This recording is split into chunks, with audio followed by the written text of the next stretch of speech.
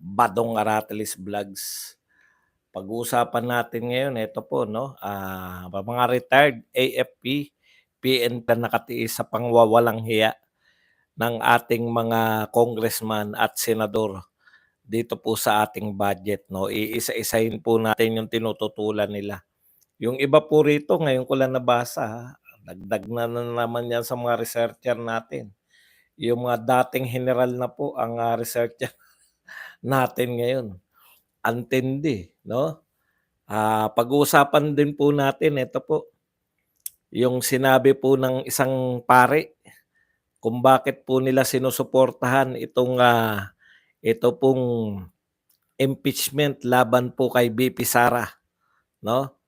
Ayan, pag-uusapan natin 'yan at saka, pag-uusapan din po natin, hanggang ngayon ay nananawagan po 'tong Makabayan Black na suportahan naman ng mga congressman yung, impeachment.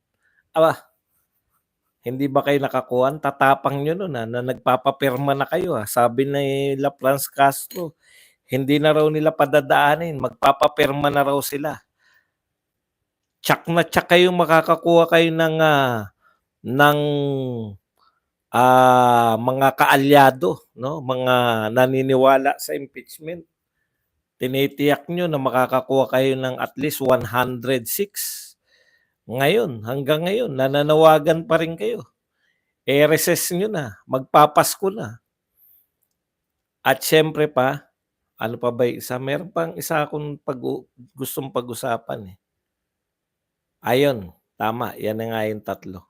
Yan po mga pag-uusapan natin, pero bago yan, kung bago ka pa lang dito sa ating channel, mag-subscribe ka na. Dahil ito lang ang tanging channel na may kinikilingan, may pinapanigan, una sa balita, uli sa impormasyon, kaya ano pang hinihintay nyo? Pindot na, okay. Hindi na po tayo maghintay ng mga 500. Wala nang pasapasakali, banat agad. Mas gusto ng mga tao, aksyon agad eh. Okay, pag-usapan kagad natin itong mga retired AFP and PNP officials. Iba pa po to, no? Doon sa class 88 ba yun o 9? Ano na nga yun? Class 88 na kamakailan lang po ay sumuporta naman kay Wilkins.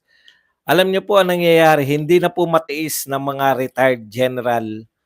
Hindi po ganito ang nangyari kay Tatay Digong. Noong pong panahon ni Tatay Digong, may tiwala po yung mga sundalo sa pamumuno po ni President Duterte. Wala po tayong narinig na pirmahan, manifesto, di po ba? Diyan nyo po mapapakita kung anong uri ng leader. No? Kung may tiwala po sa kanya yung armed forces. May narinig po ba kayo? Kahit po pinasasama nila ngayon, man, lalo-lalo na po yung mga sa lahat ng no? Kung sila lang ang papakinggan nyo, si Pangulong Duterte ng pikawalang hiyang Pangulo.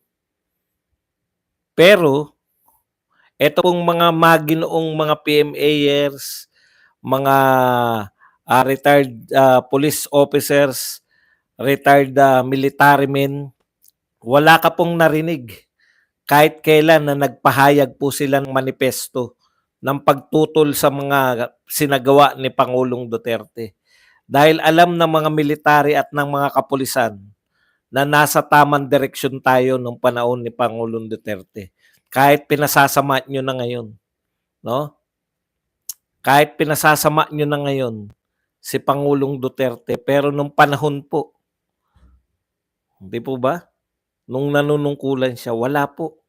Talagang masasabi natin na wala pong mga manifesto at wala pong pirmahan na nagaganap. Masama po ba ang ating signal? Kung okay naman po, pwede po ba press 1 lang po? Para alam ko, para hindi tayo press 1 lang po kung okay naman yung ating signal.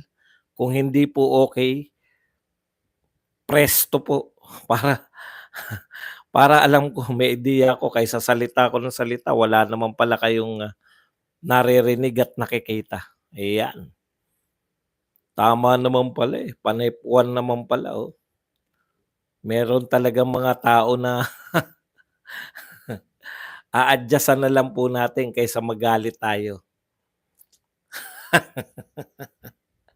'Di po ba? Ganyan talaga ang labanan, eh. Okey po 'yan, ibig sabihin 'pag may mga nakapasok po maraming manonood sa'tin ngayon.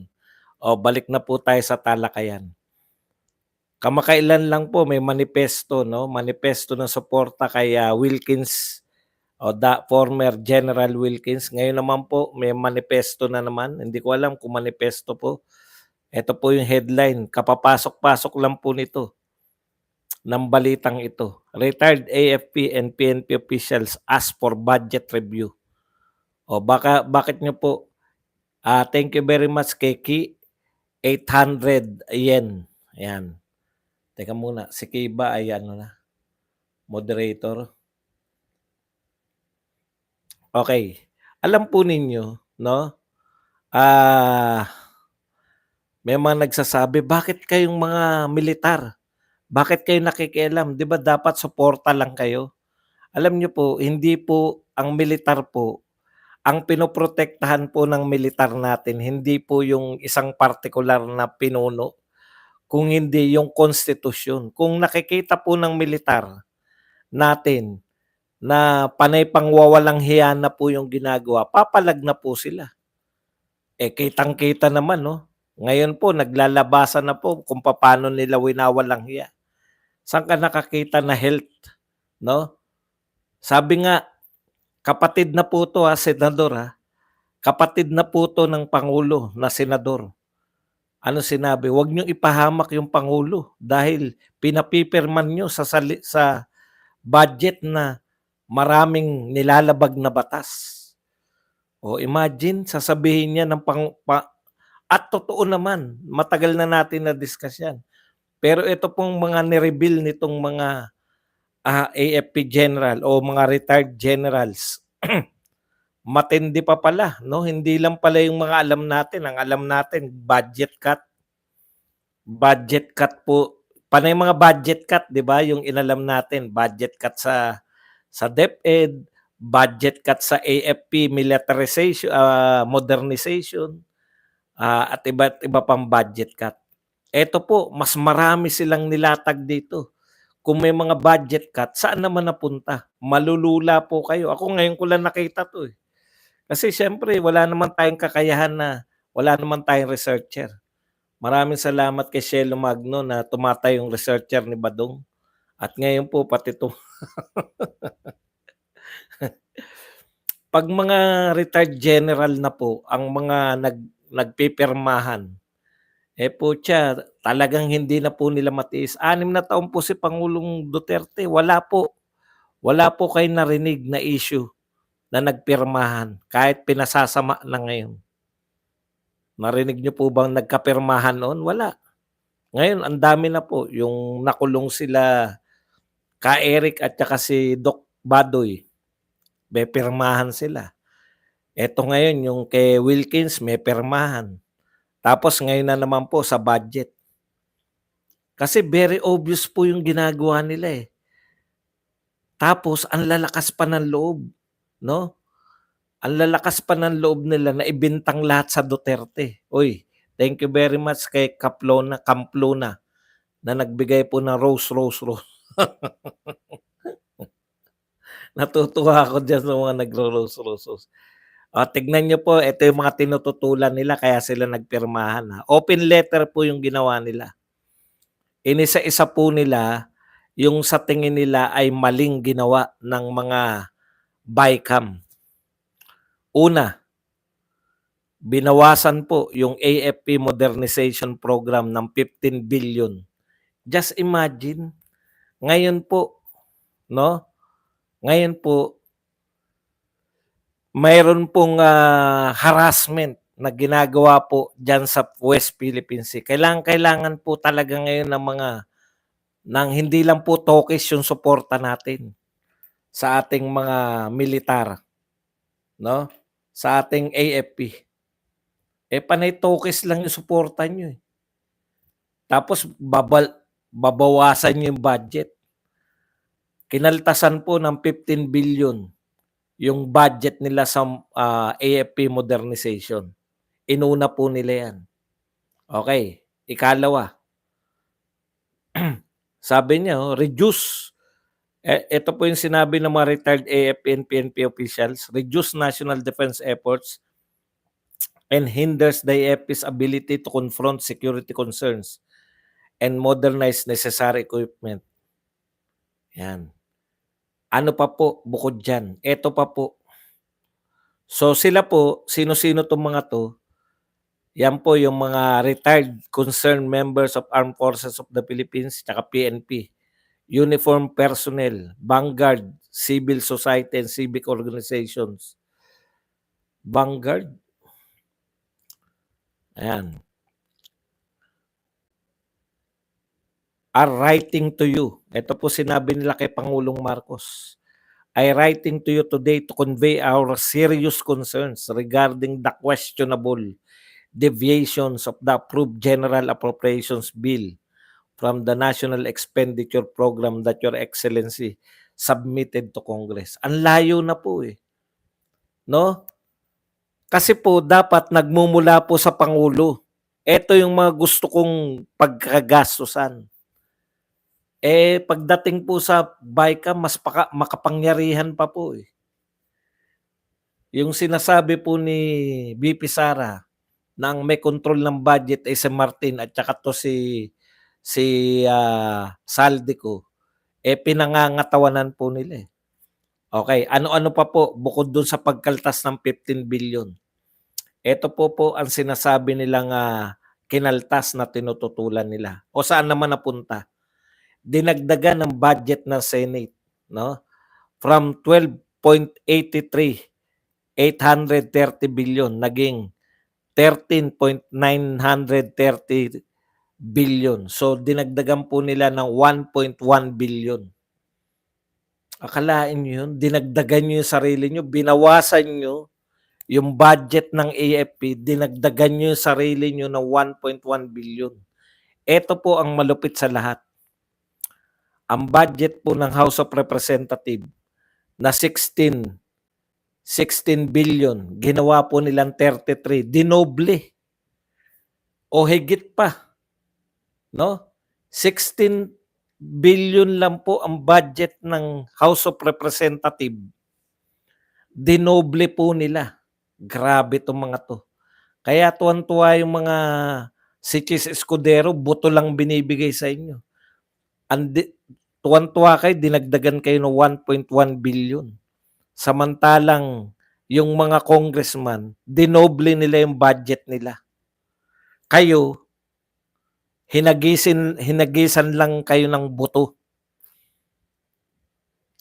Oy, Danilo, kung ayaw mo makinig, labas-labas ka lang.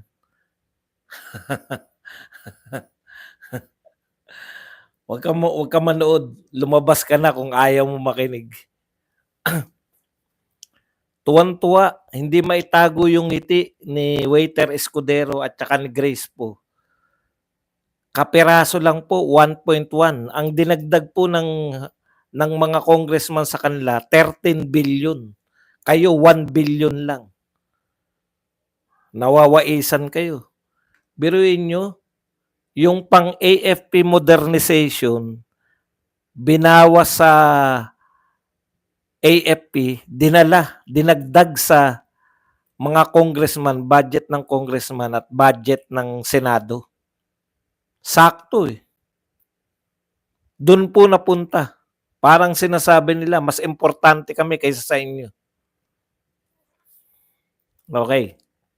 Ano pa po? Ito po ang pinakamalupit sa lahat. Ang original budget pala ng DPWH, kapit po kayo kung magkano lang po ang original na budget. Ang original na budget nila, 288.6 billion lang. 200 lang po. 288. Malaki na po yan. No? Para po sa DPWH. Pagkatapos pong dumaan sa BICAM, naging 1.113 trillion. Grabe. 10 times 5 po nila yung budget ng DPWH. Sabi naman ng Pangulo na hindi pinag-aralan, 'no? Akala ko po konti lang ang dinagdag.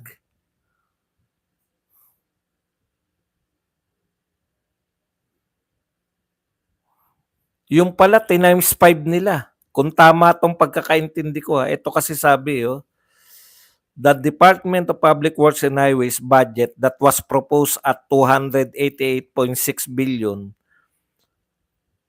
but grew to 1.113. So tama po, no? Times 5 nila yung kanilang budget ng DPWH. Bakit po DPWH ang importante? Yan po, matagal na po natin. Yan po ang lantad na lihim, no, sa lahat ng administrasyon. Di po ba?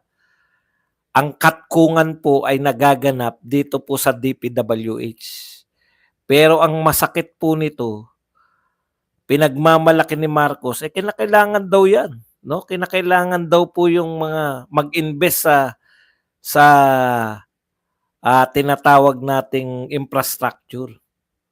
Pero ayon po sa aking researcher na si Cielo Magno, ni-research po ni Cielo Magno, karamihan po sa project ng 1 trillion mahigit na yan ay flood control project na naman. At saka, putya, ako pa sinungaling, nasa dyaryo itong binabasa ko. Oy, magbasa ka. Philippine Star itong binabasa to ko. Hindi ako nagsisinungaling dito. Philippine Star. Nakakaawa, yan lang ang pwede nila sabihin, no? Sinungaling daw ako. Hindi nila alam, binabasa ko lang to. Hindi nila alam yung sinasabi ng mga kakampi nila ang sinasabi ko. Okay. Sabi ni Magno, Cielo Magno, karamihan doon ng 1.113 trillion ay para po sa flood control project at saka yung mga multi-purpose building sa bawat lokalidad.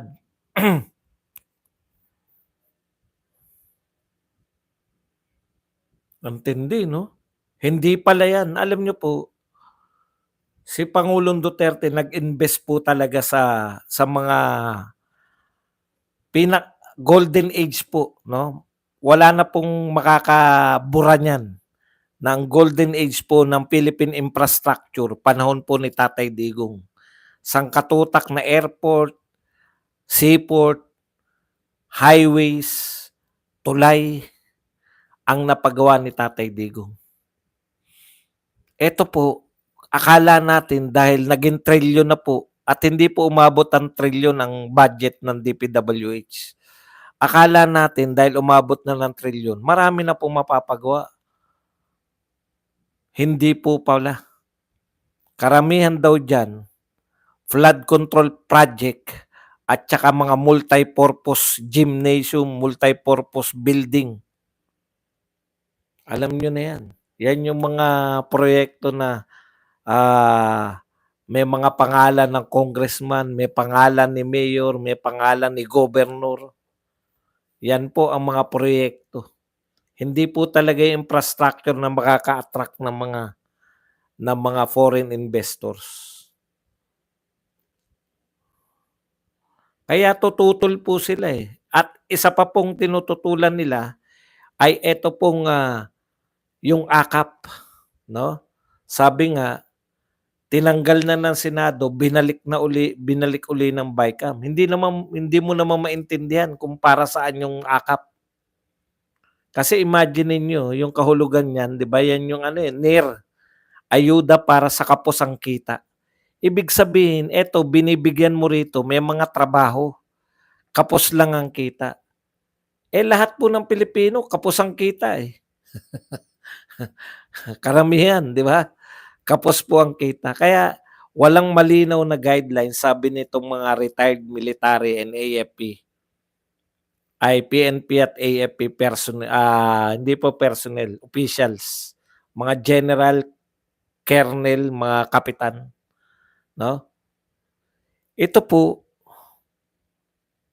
meron silang proyekto na hindi masyadong maipaliwanag kung sino po yung mabibigyan ng ayuda, pero gumagastos tayo. Nagbawas sa mga define, 'no? Makakatulong talaga tapos nagbigay ng malalaking budget sa mga hindi mo maunawaan kung papaano. Ito po yung ilan sa mga nakapirma.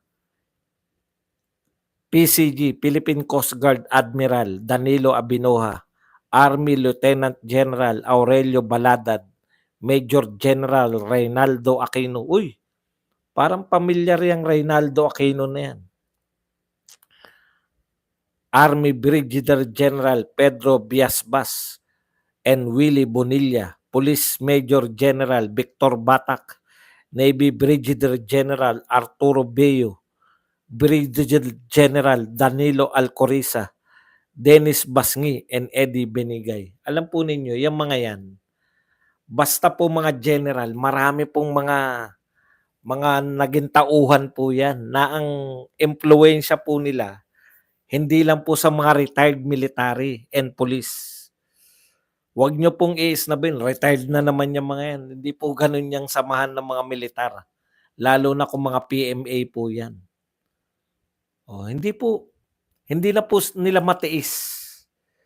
Garapalan, biruin mo nyo, yung binawas nyo sa AFP, modernization, dinagdag nyo lang sa inyong budget.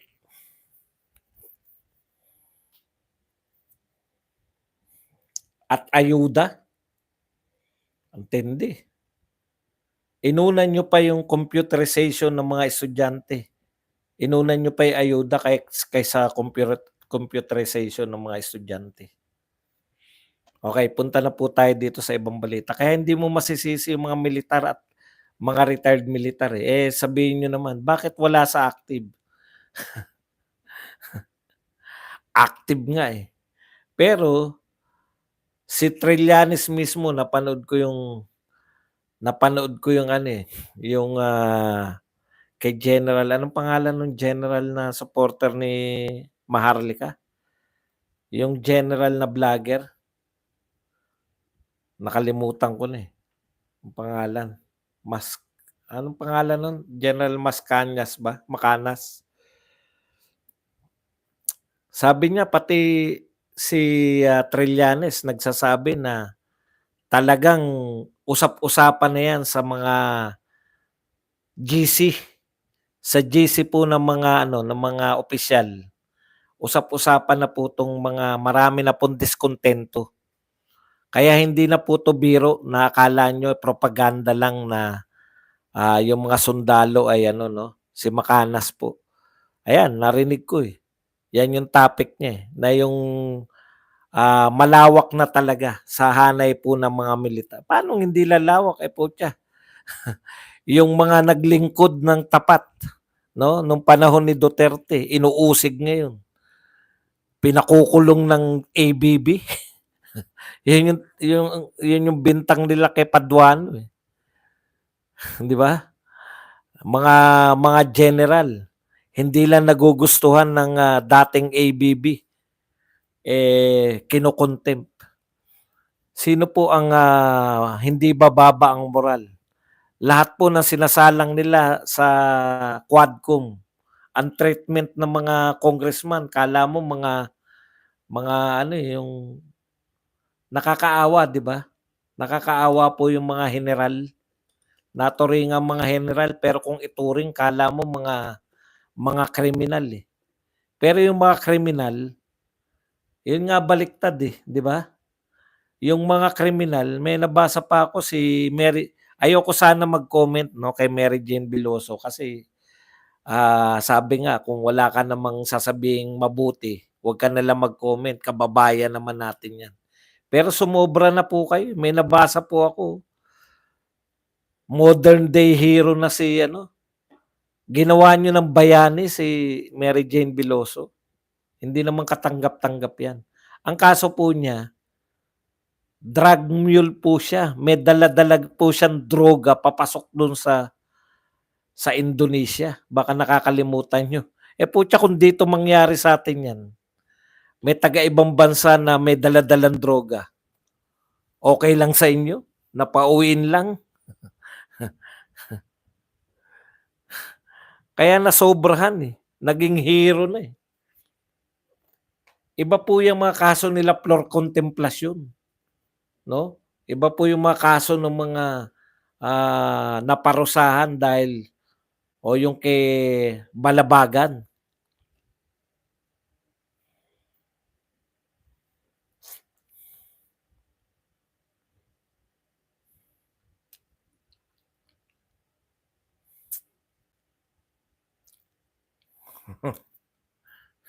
Putya pag sa atin yan. Ano, kaya dito yung mga kriminal nagpapakulong. Kita nyo si Franz Castro, di ba? Convicted. Sila yung nagpapakulong ng mga alagad ng batas. Sinong hindi madidismaya? Ang dami po nadidismaya. OFW, numero unong nadidismaya. Akala nyo marami pa po yung nagsabi, bakit ganun ng mga Pilipino? Ang dami-daming, hindi po totoo yan na marami pong umaayaw na sa mga Duterte. Yan po yung pinalalabas ng media at ng mga vlogger ni BBM na marami nang umaayaw sa Duterte. Pero sa katotohanan po, kahit kayo, hinahamon ko kayo. Pumunta kayo kahit saan, magtanong po kayo sa mga, wag sa mga adik ha. Punta pag-adik ang tinanong nyo, siyempre, laban sila kay Duterte. Yung mga normal na mamamayan po, no? Magtanong po kayo kung sino po mas gusto nilang pamumuno. Panahon ni Duterte o panahon ngayon. Tinitiyak ko sa inyo, 99% ang sasagot kay Duterte. Wag lang yung mga adik ang tatanungin nyo. Okay, punta na po tayo rito sa mga pare. Isang paring nagngangalang Monsignor Antonio Labiao Jr. Ang sabi ng paring ito, no?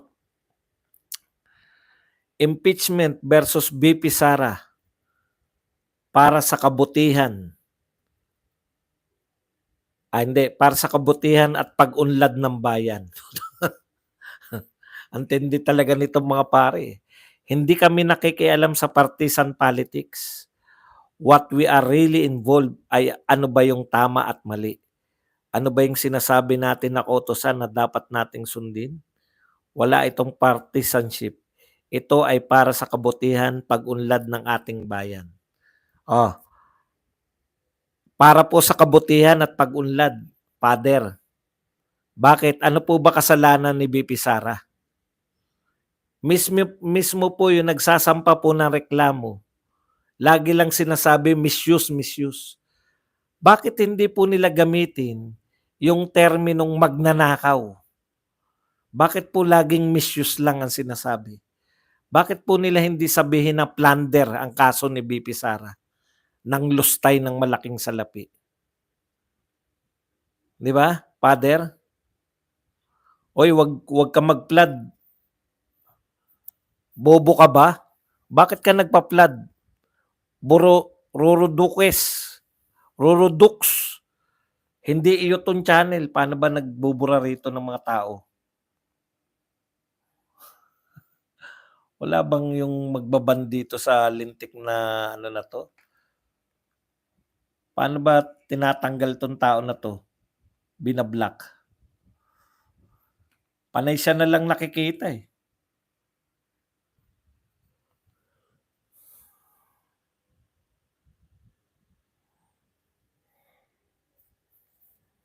Mamaya, aalamin ko yan pag natapos na ako.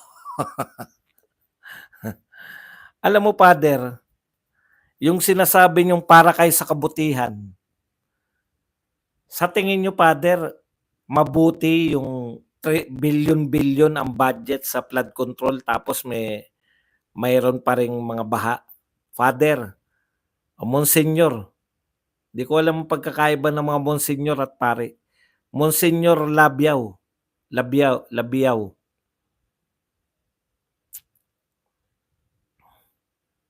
Sa tingin ninyo tama po na wala pong, malalaking proyekto kundi ayuda ang bansang ito? Sa tingin po ninyo, tama po na hindi maipaliwanag ang daan-daang bilyon na pinagbentahan ng ginto, hindi po nila pinapaliwanag? Alam mo sa totoo lang, father, 'no, yung 125 lang naman po yung sinasabi niyong hindi maipaliwanag. Papaano po ipapaliwanag niyan, confidential fund nga. Pero yung mga hindi confidential fund na dapat ipaliwanag ng gobyernong 'to, hindi po pinapaliwanag. Tulad po ng saan napunta yung pinagbentahan ng ginto, daang bilyon yun. Saan po napunta, father? Hindi ka nagtatanong saan po napunta yung confidential fund? Confidential fund, yung Maharlika Fund.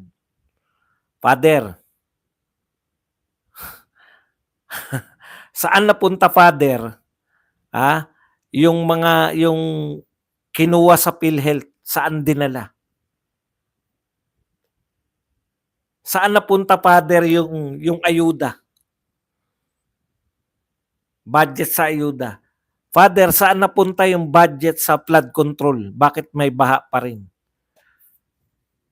Yan po yung paghahanap ng kabutihan. Hindi po yung confidential fund ang gusto nyong ipaliwanag.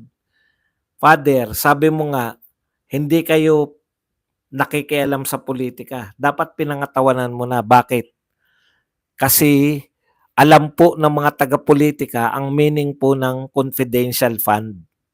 Hindi po pwedeng ibulgar dahil makakasuhan po si BP Sara kung ibubulgar niya kung paano. Dalawa po ang sinabi ni BP Sara. Labag sa batas na ibulgar mo yung confidential fund. Ikalawa, ipapahamak mo yung nagtatrabaho sa seguridad. O sige, total, kinakasuhan nyo si BP Sara dahil ayaw i-divulge. Ako, father, may tanong ako sa inyo. Siguro ngayon lang maririnig to ng mga hindi Katoliko. Father, ikaw ba willing? Hindi po to masama. Hindi po katulad ng confidential fund na pag binulgar mo kung sino si Maria Piatos, kung sino yung tumanggap ng pera, binubulgar mo rin yung mga confidential agent mo o yung mga ginagamit mo para magturo ng mga tungkol sa droga at magturo ng mga rebelde. So pinapahamak mo, father. Ito hindi ka mapapahamak, father.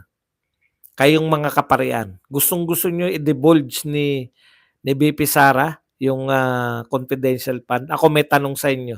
I-divulge nyo to o ibulgar nyo. Magkano tayo po ay bansang mahirap? Nagbibigay po tayo ng abuloy tuwing umaattend po ng misa ang mga Pilipino, lalo na po ngayon, father, maraming umaattend ng simbang gabi. Tuwing umaattend po na simba, saan po napupunta yung collection nyo? Okay lang kung lahat yan ginagamit ng mga kaparian. Pwede po ba nyo sabihin, father, kung magkanong porsyento? Wala pa kasi nagsasabi nito. Ilang porsyento tayo mahirap na bansa, magkano taon-taon ang binibigay natin sa Papa sa Roma na napakayaman na po. Mayaman po yung Roma, dihama kaysa sa atin. Pero tanong ko po, father, bakit ayaw nyo pong ipagtapat? Tanungin nyo po yung mga pare para mapahiya din. Magkano, father, yung binibigay nating mahirap na bansa? Katoliko po ako. Hindi ko po sinisiraan yung mga Katoliko.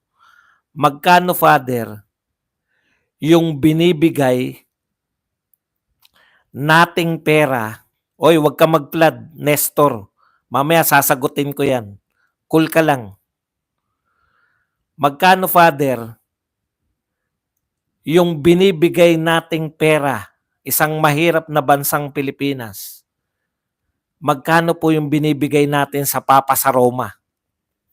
Mula po sa koleksyon sa mga mahihirap na Pilipino. Kaya nyo bang ibulgar din yan, Father, kayong mga kaparian? Siyempre, hindi nyo sasabihin yan. Dahil makikita ng mundo na yung bansang mahirap tulad ng Pilipinas ang bumubuhay sa na marangyang Papa sa Roma. Di hamak na mas malaki ang populasyon ng mga Katoliko dito sa atin. Kaya wag nyo kaming pagsasabihan, di nyo nga binubulgar kung magkano yung napupunta sa Papa sa Roma. Eh. Labas na po yun, nilalabas nyo po yung pera natin. Ha? Bakit ayaw nyo pong ibulgar? Ganun lang po yun.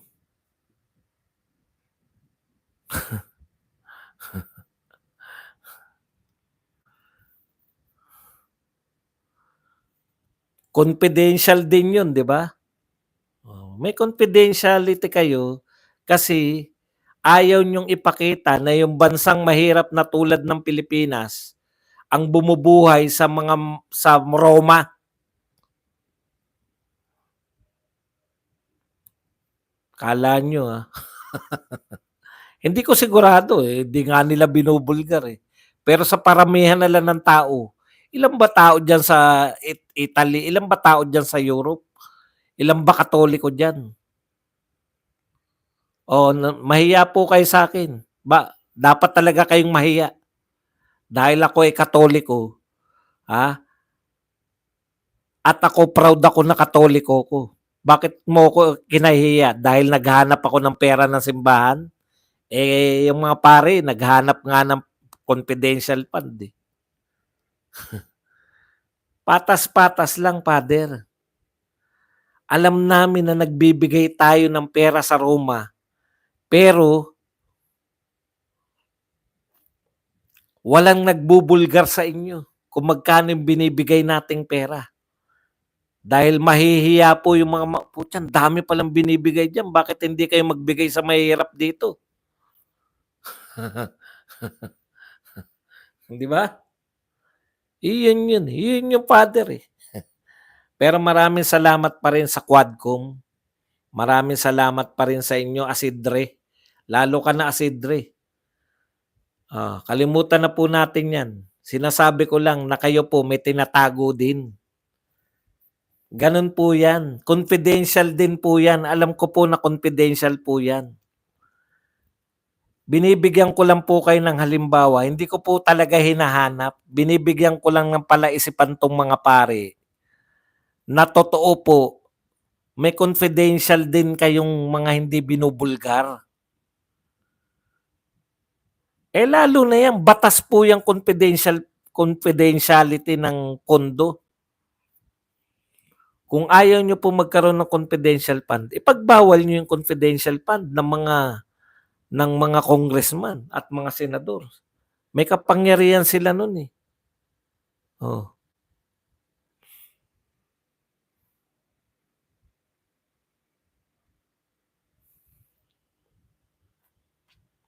Bakit ka galit ba doon? Kasi high blood ako eh. Lagi pong galit ang high blood kung wala kayong ideya. Yan po isang bagay na mahirap pong ipaliwanag. Mabilis po, kaya nga tinawag na high blood eh. Pero kung sa tingin nyo galit na ako nito, hindi pa po ako galit nito. Pag nakita nyo akong nagalit, basag-basag mga ngipin ko sa galit. Okay, ngayon po ay panahon na para kayo magtanong. Di ba? Ngayon yung time para tayo magtanong. Yung kanina, yung